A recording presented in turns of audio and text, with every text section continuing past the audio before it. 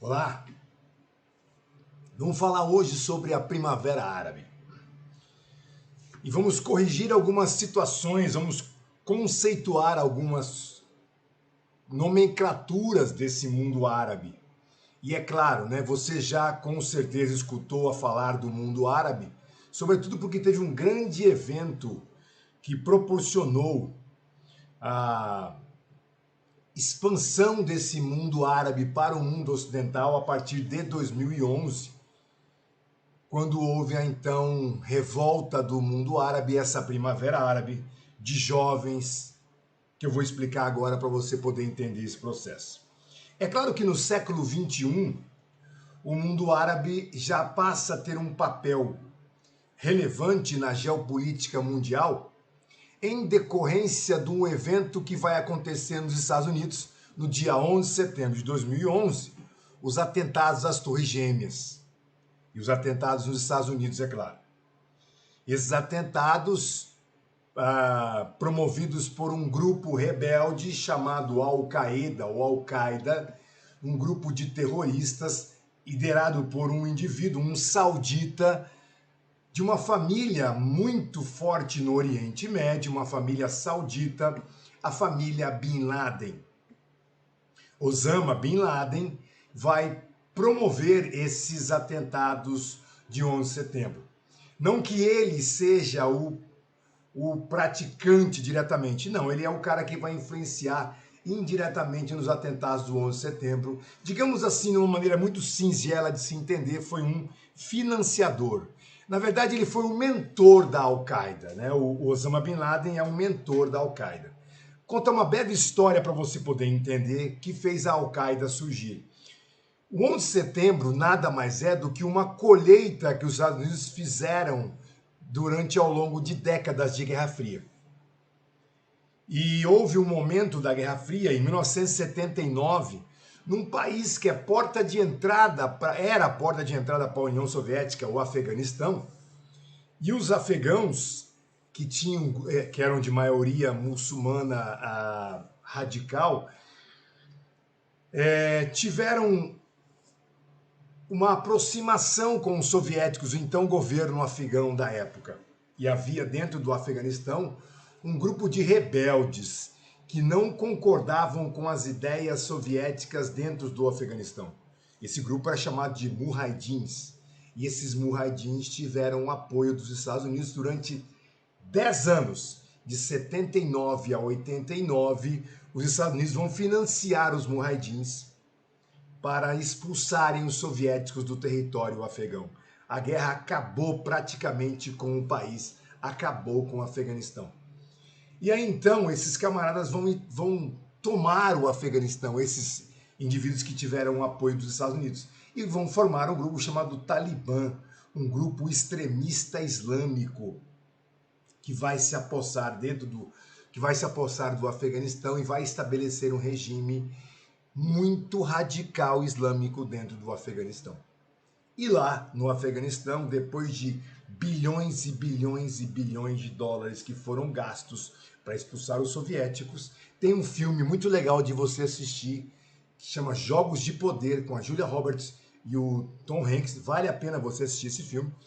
Você vai entender boa parte do que eu estou falando para você. Eles, durante 10 anos de guerra, contribuíram muito com a guerra, os Estados Unidos, mas não contribuíram para reconstruir o Afeganistão. E aí então que surge um saudita de uma família famosa chamado Osama Bin Laden, que não concordava com essas ideias estadunidenses de abandono após uma guerra como essa. E aí então Bin Laden vai se aliar a mais alguns indivíduos que pensavam como ele tinha bastante dinheiro, vai investir então num revide contra os Estados Unidos, que se tornam os atentados às Torres Gêmeas. Mas o que isso tem a ver com a Primavera Árabe?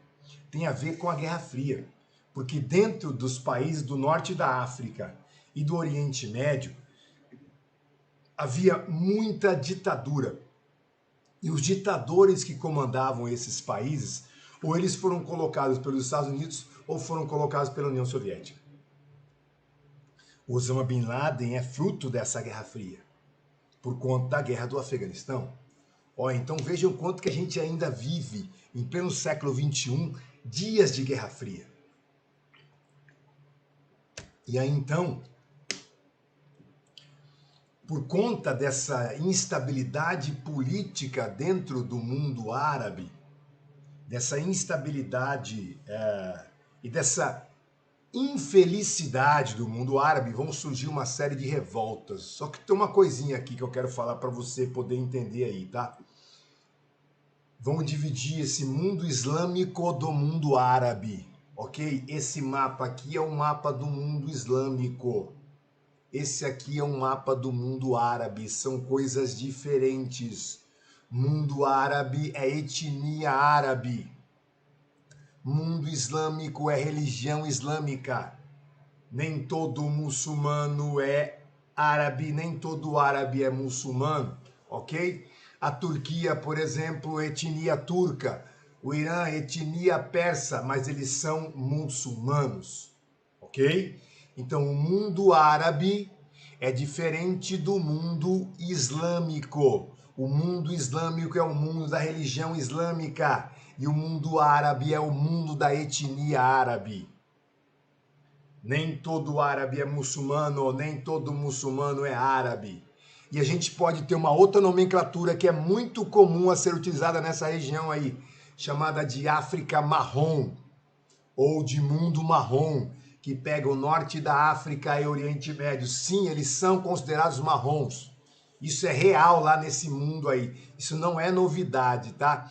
Ter essa nomenclatura de marrom aí, tá? Para esses povos. E a Primavera Árabe, ela vai surgir aqui nesses países do norte da África. Marrocos, Argélia, Tunísia formam o Maghreb, região que foi colônia francesa. Essa região que foi colônia francesa, essa é uma região que tem uma instabilidade. E aonde começa a Primavera Árabe? Justamente num dos países que foi colônia francesa, que era a Tunísia. Ela vai chegar até a Líbia e vai chegar até o Egito. Mas ela não ficou limitada somente ao norte da África, ela também se estendeu até o Oriente Médio. Então, por isso, cuidado para você não confundir. A Primavera Árabe, ela vai começar no norte da África e vai se estender ao Oriente Médio. Ela não começou no Oriente Médio, ela se estendeu para o Oriente Médio, ok? E ela se estendeu justamente para essa região aqui, onde está a Síria hoje, que é também um país de muita instabilidade política e instabilidade religiosa, que promove nos dias de hoje a maior diáspora do planeta, né? E quando se trata de mundo árabe, temos que entender que existem grupos radicais islâmicos, ok? Esses grupos radicais islâmicos que existem, esses grupos estão aí motivados pela prática de interpretação do Alcorão, que é a Bíblia islâmica ou a Bíblia do muçulmano. Vamos entender uma coisa aqui. Tudo quanto é grupo que você visualizar hoje de grupos terroristas no Oriente Médio, eles derivaram desse grupo aí, a Irmandade Muçulmana, que foi o pioneiro, tá? A Irmandade Muçulmana foi o primeiro grupo que deu origem a outros grupos, mas na sua essência ela não era um grupo de terroristas, tá? Ela visava a questão de caridades, de ações de benfeitoria para as pessoas, de melhoria da qualidade de vida. E ela surge na década de 20 do século passado, em 1928. E aonde que ela surge? Ela vai surgir no Egito, por conta de muçulmanos árabes que gostariam de lutar contra a dominação ocidental. Ele era um mundo basicamente assistencialista, não era um mundo de revolta, de matar, de punir as pessoas, era um mundo assistencialista. Basicamente era isso. Mas a partir do século XXI, esse grupo se tornou uma força radical e se espalhou por dentro do Oriente Médio. Mas Al-Qaeda, a Al-Qaeda, Fatah, Jihad, Hezbollah, Hamas, tudo quanto é grupo que você viu aí, grupo de radicais islâmicos, derivaram desse grupo aí, que foi o primeiro grupo a surgir. Repito, com um objetivo, com um viés de caridade. Não era um objetivo de radicalidade, de atentados terroristas, certo? E aí então a gente vai entender agora sobre a Primavera Árabe, literalmente. Como a internet se espalhou pelo mundo com facilidade durante o século XXI, né? E aí essa necessidade de comunicação, ela vai fazer com que os povos consigam se aproximar. Então essa aproximação dos povos por conta da internet vai promover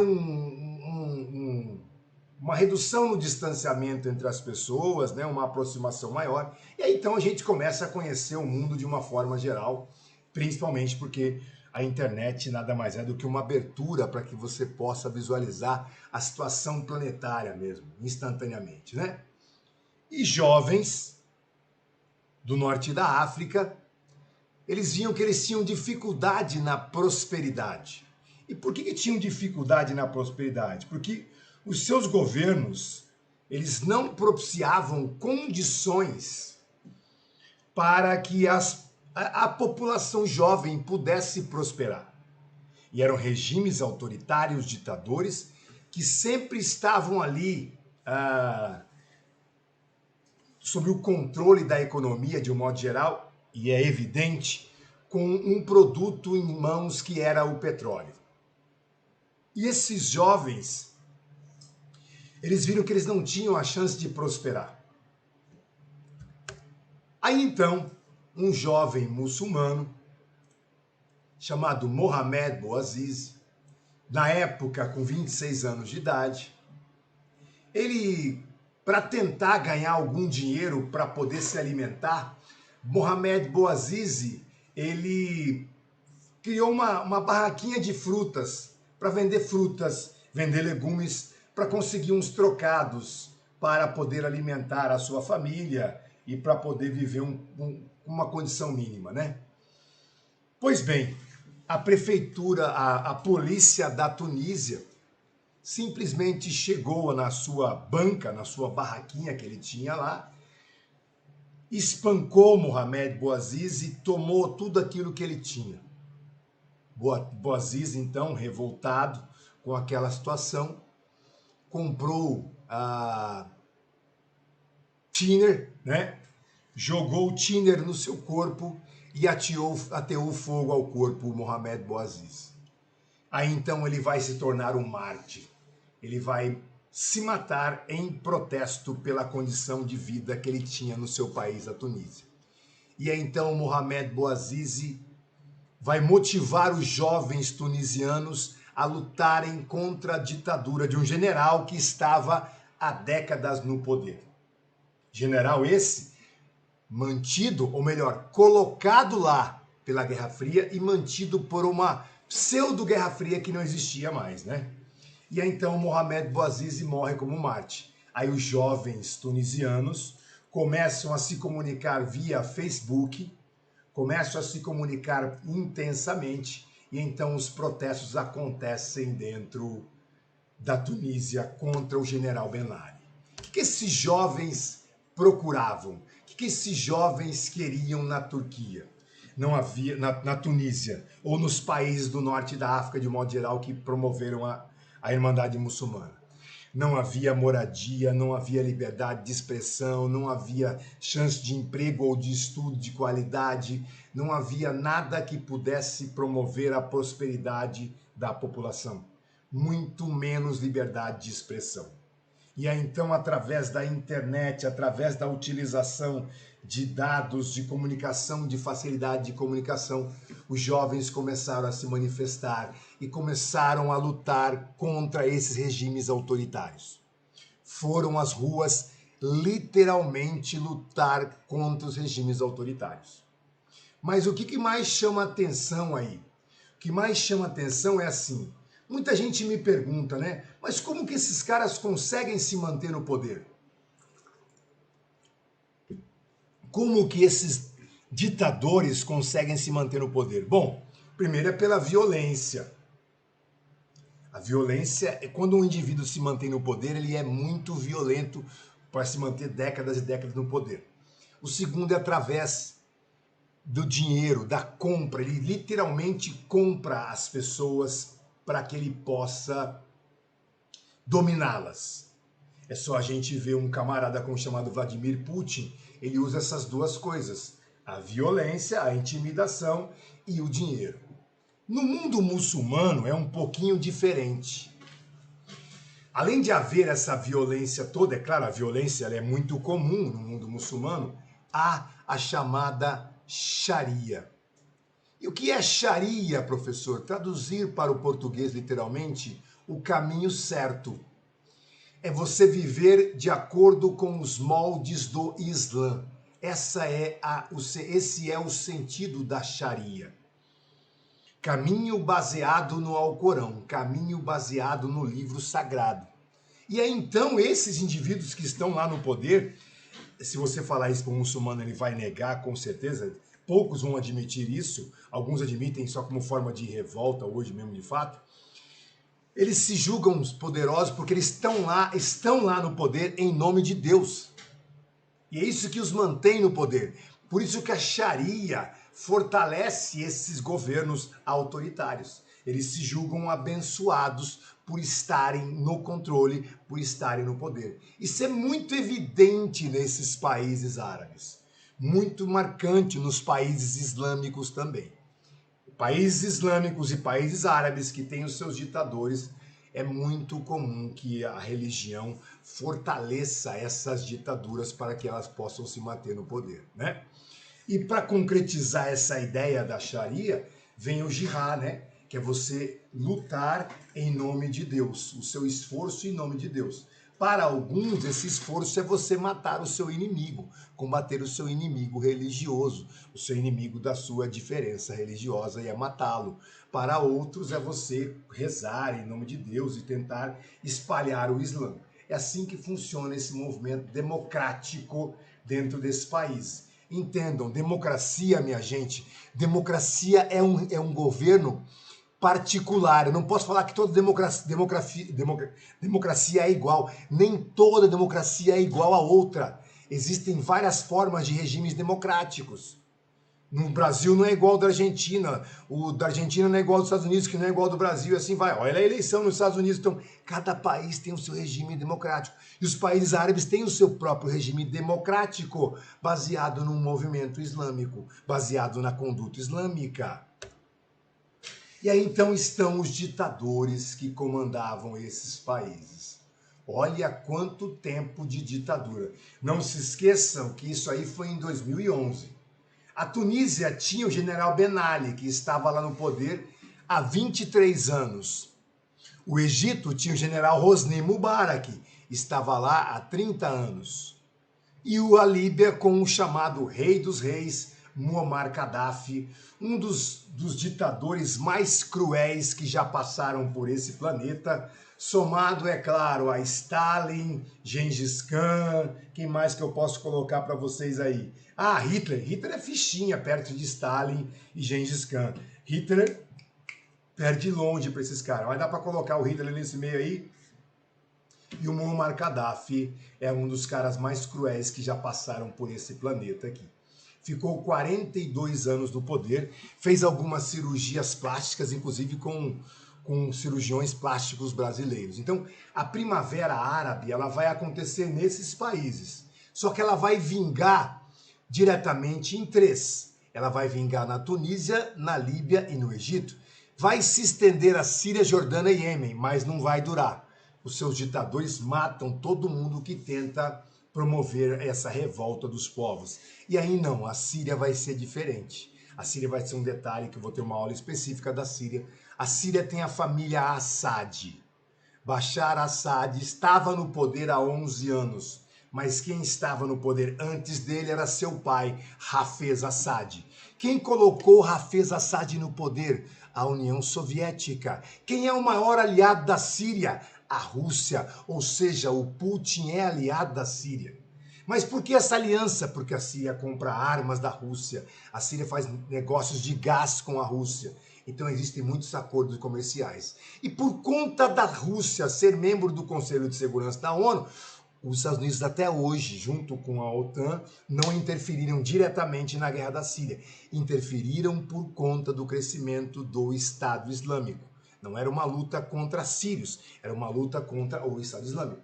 Então, os Estados Unidos não atacam a Síria diretamente, por quê? Porque se atacar a Síria, atacam o Conselho de Segurança da ONU, que no caso a Rússia faz parte disso. Então, vejam quanto o quadro geopolítico ele é instável nessa região. E hoje, né, a situação desse país é uma situação complicada. Ainda, sobretudo porque esse país não consegue os seus governos com certa autonomia, é muita instabilidade. O Egito viveu ondas de governos que tenta agora se recuperar com um governo que foi eleito. Houve uma eleição de um governo da Irmandade Muçulmana. A Irmandade Muçulmana tentou implantar um regime teocrático na Sharia. A população foi à rua de novo. O exército retomou o poder do país, aí fizeram uma outra eleição no Egito, tiraram todo mundo da Irmandade Muçulmana do Egito e pronto. Aí o Egito teve uma mudança na sua política por conta da Primavera Árabe. Então vejam o quanto que se estendeu isso. E olha, a situação da Primavera Árabe ela foi tão global, tão global. Ah, mas isso aí é lá no Oriente Médio, norte da África. Isso aí não envolve a minha... Eu que estou aqui no Mato Grosso do Sul não sinto nada disso. Cuidado.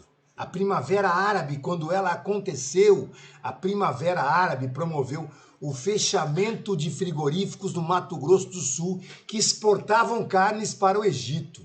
Esse mundo globalizado é assim, você não está isolado.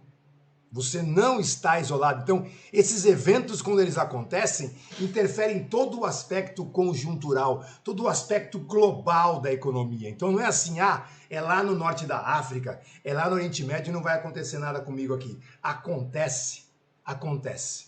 E é claro, essas ditaduras ainda se mantêm no poder até hoje, muitos deles ainda estão no poder, né? Na época, inclusive, o general Ben Ali, ele fez uma proposta, eu saio do poder, tá bom, eu não vou controlar mais o país, mas o meu filho pode assumir o país no meu lugar. Quer dizer, ia continuar uma ditadura hereditária. Então vejam que a Primavera Árabe, ela foi motivada por jovens que não tinham a menor chance de prosperar, lutarem contra esses regimes autoritários. Regimes autoritários que até hoje, em pleno século XXI, em 2021, a gente ainda tem esses regimes autoritários que controlam esse país. Controlam petróleo, controlam a população por conta da religião, controlam essas etnias que tentam dominar, que tentam controlar e não conseguem se expandir por conta dessas ditaduras que até hoje estão aí no poder dentro do mundo árabe, dentro dessa situação de instabilidade geopolítica. Então, a Primavera Árabe foi um momento de 2011 que se estende até os dias de hoje. Terminou a Primavera Árabe, professor? Não, não terminou a Primavera Árabe. Por que ela não terminou, professor? A Primavera Árabe ainda tem resquício com o senhor Bashar Assad, que controla a Síria. E a Síria é hoje um país totalmente totalmente detonado por esse conflito que dura 10 anos agora, vai chegar a 10 anos de conflito na Síria. Muita gente foi embora da Síria, muita instabilidade política, muita morte, muita revolta por conta do regime autoritário que ainda se mantém no poder até os dias de hoje. Então, a Primavera Árabe, ela se estendeu até os dias de hoje e ela repercute situações da instabilidade política e econômica do mundo árabe. Ok? Grande abraço, até a próxima aula. Um dia de cada vez. Sempre um dia de cada vez.